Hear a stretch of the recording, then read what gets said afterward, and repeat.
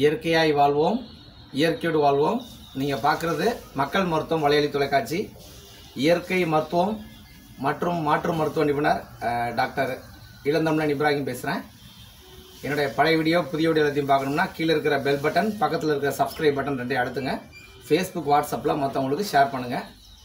இப்போ நம்ம பார்க்குறது என்னன்னு பார்த்தீங்கன்னா, நாட்டுக்கோழியில் சுட்டக்கோழி பண்ணுறது எப்படி, பார்பிக்யூ சிக்கன் சொல்லுவாங்க. நார்மலான சிக்கனில் பார்பிக்யூ பண்ணுவாங்க. நம்ம நாட்டுக்கோழியில் பார்பிக்யூ பண்ணுறது, அதுவும் அது கடையில் தான் பெரும்பாலும் வாங்குவாங்க. ஆனால் நம்ம வீட்டில் எப்படி செய்கிறது அப்படிங்கிறத நம்ம பார்ப்போம்.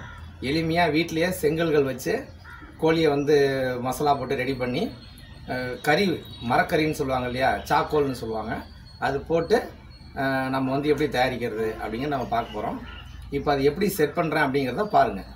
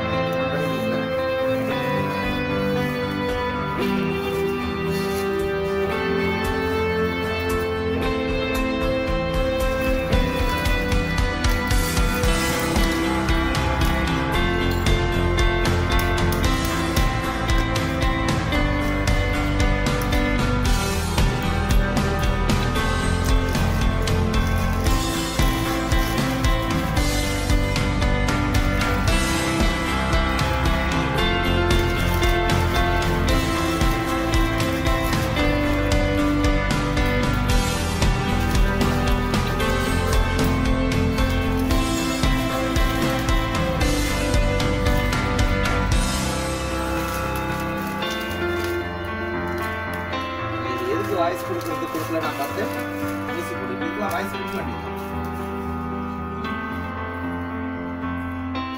பரவாயில்ல, நான் வாய்ஸ் ரிமூவ் பண்ணிடுவேன். இந்த வாய்ஸ் ரிமூவ் இருக்குல்ல, அது போட்டு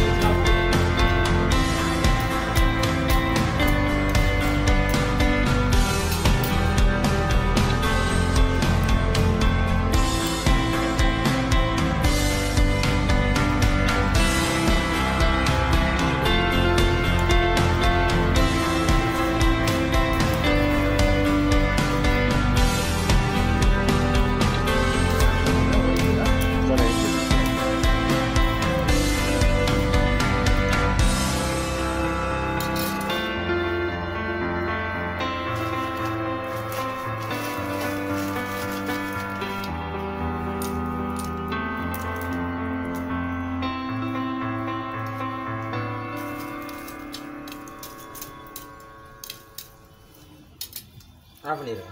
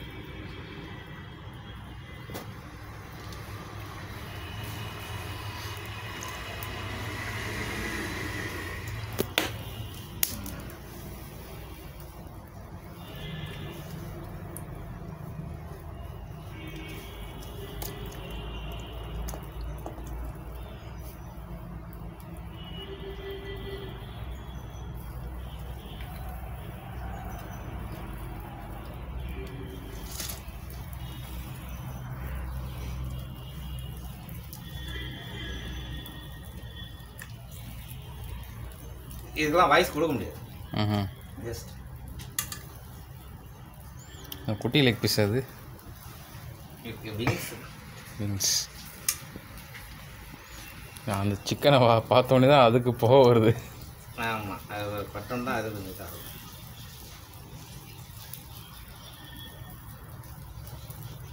நான் எவ்வளோ பண்ணிடுறேன். அதான் நமக்கு அந்த அந்த அனுபவம் ரொம்ப நாள் ஆகி போச்சுல்ல.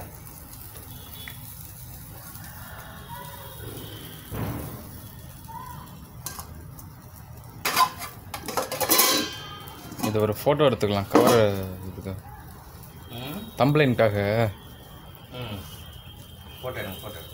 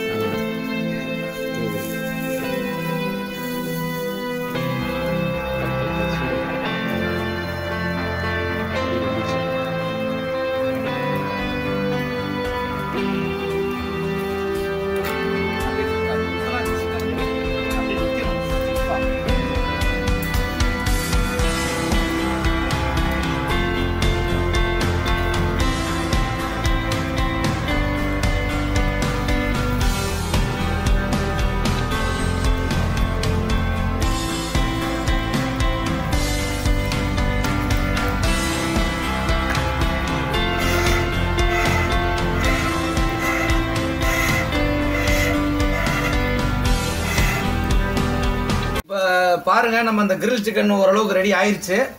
ஓரளவுக்கு சூடாயிருச்சு. இப்போ ஒரு சைடு வெந்திருக்கு, இன்னும் ஒரு சைடு வேகலை. காரணம் இது நாட்டுக்கோழினால ரொம்ப டைம் எடுக்குது. இதே இப்போ பிராய்லர் கோழியாக இருந்தால் இந்நேரம் வெந்திருக்கும். இப்போ நாட்டுக்கோழினால கொஞ்சம் டைம் எடுத்து வேவுது.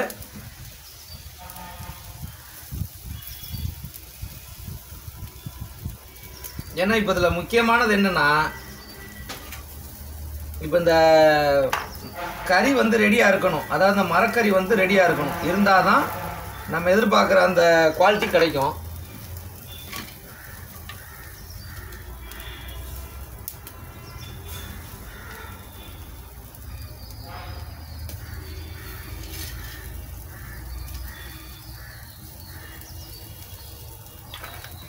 இந்த சிக்கன் கம்பியில் குத்தும் போதும் கரெக்டாக குத்தணும், இல்லைன்னா சுற்றிக்கிட்டே இருக்கும்.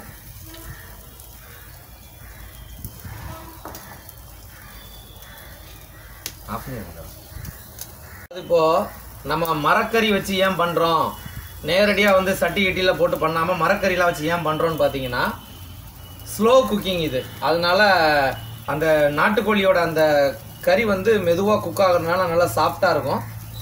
இதே பிராய்லர் கோழினா நமக்கு அந்த ஃபைபர் அதிகமாக இருக்கும். இதில் வந்து அது இருக்காது, ரொம்ப ஸ்டிஃபாக இருக்கிறதுனால. ரெண்டாவது, இதுலேருந்து அந்த கொழுப்புகள்லாம் கீழே சொட்டிடும். தேவையில்லாத அன்வான்ட் கொழுப்புங்கள்லாம் வந்து அந்த நெருப்புலேயே கொட்டிடும். அப்போ இன்னொன்று வந்து குக்கிங் மெத்தட் பற்றி நான் நிறையா சொல்லியிருப்பேன், எந்தெந்த மெத்தடு பெஸ்ட்டுன்னு. பாயிலிங் பண்ணுறதுக்கு அப்புறம் ஃபஸ்ட்டு பச்சையாக சாப்பிட்றது, அப்புறம் பாயிலிங்க்கு அப்புறம் பாயிலிங் பண்ணுற சாப்பாடு நல்லதுன்னு சொல்லியிருப்போம். அதே அசைவங்களை பொறுத்த வரைக்கும் அதுக்கு அடுத்த மெத்தட்னா இந்த மாதிரி சுட்டு சாப்பிட்றது நல்லது. இப்போ இதில் வந்து ஃபுல்லாக சாதாரண பண்ண நாட்டு மசாலாக்கள் தான் போட்டிருக்கிறேன். உதாரணமாக மஞ்சத்தூள், மிளகாத்தூள், அப்புறம் வந்து ஜீரகத்தூள், மிளகுத்தூள், தயிர், எலுமிச்சம்பழம், உப்பு இதான் போட்டு நேற்று ரெடி பண்ணது. அதுக்கப்புறம் இப்போ காலையில் சில மூலிகை பொருட்கள் மட்டும் போட்டிருக்கிறேன். துளசி, ஓமம், இப்போ இந்த மாதிரி சின்ன சின்ன மூலிகை இலைகள் போட்டிருக்கிறேன், அவ்வளோதான். கருவேப்பிலை போட்டிருக்கிறேன். இதை வச்சு மேரினேஷன் பண்ணிவிட்டு நம்ம குக்கிங் பண்ண ஆரம்பிச்சிருக்கிறோம். அப்படி